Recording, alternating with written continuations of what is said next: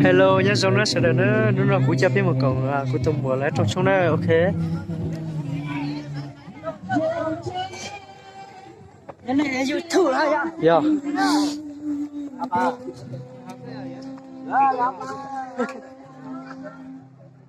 Khỏe này.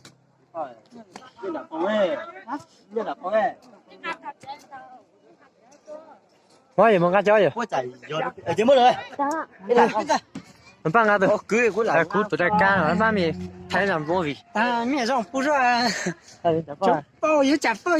Chặt bao yếu nha. Sang nó sang nó. Bao nhiêu vì nó chặt bao tay. Chặt bao tay à? Từ bao thì cái có chỉ là quê thôi. Có kịp bùi bao á là mẹ rong là mẹ già tay chặt bao. Chặt bao hay. Sai cho anh cu.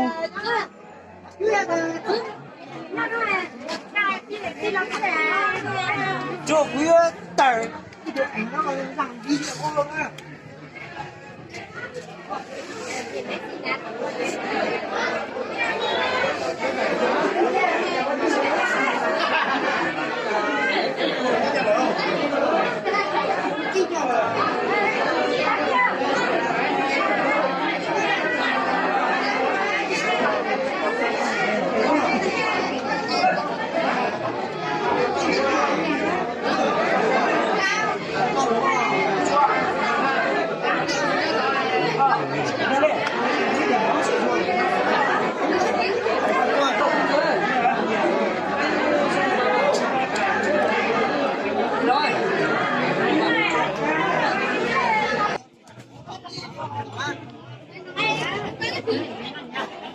Sông nhàng ta.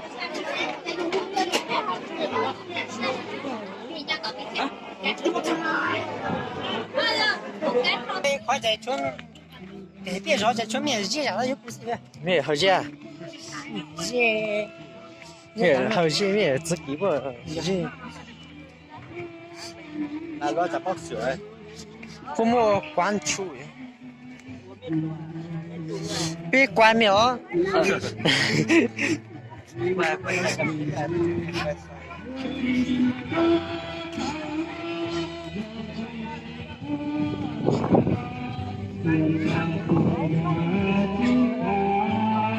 好看。